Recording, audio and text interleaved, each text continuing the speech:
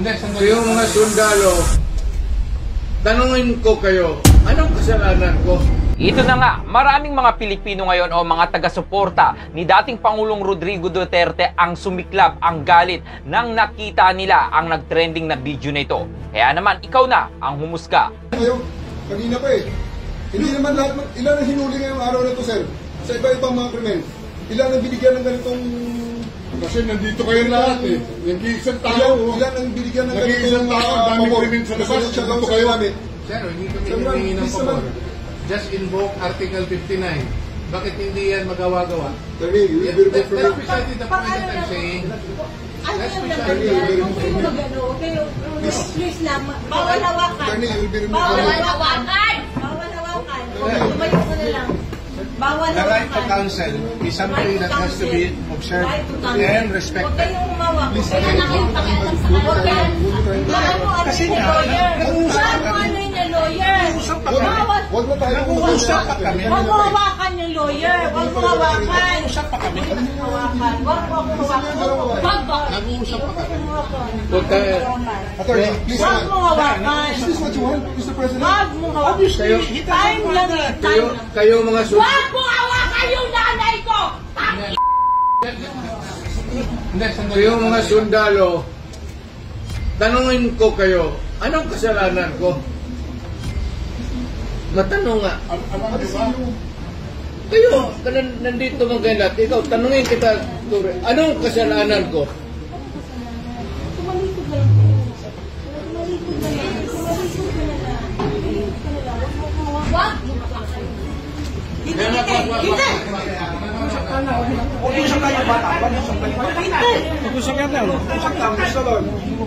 Makikita sa video na tila pinaliligiran ng mga pulis si dating Pangulong Rodrigo Duterte. Makikita rin na pinoprotektahan siya ng kanyang anak na si Miss Kitty Duterte. Akin na yung anak ko!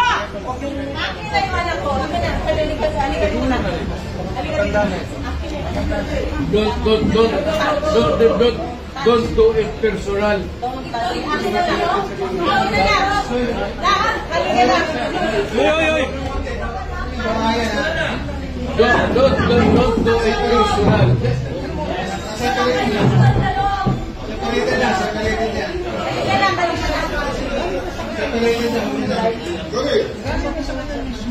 Ayan, puro kayo sundugin.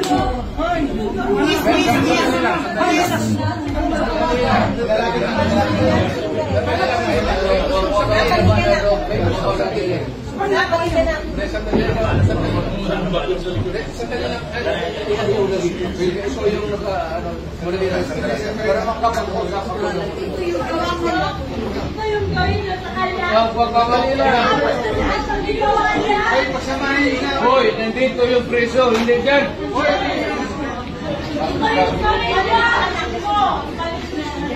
Sandali lang. Hoy, nandito ba yung baka dyan?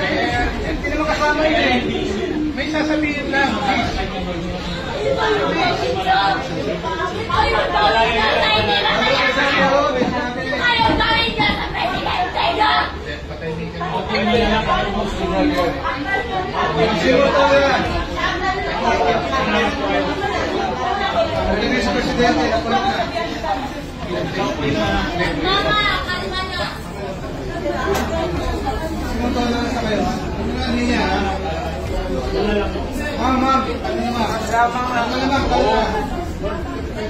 Do it orderly and peaceful.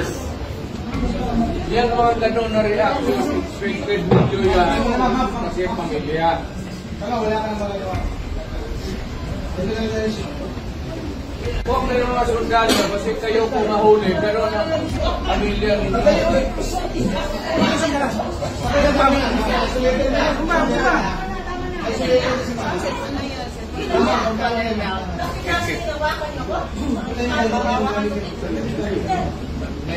Mama, kalma ka na. Dito ka.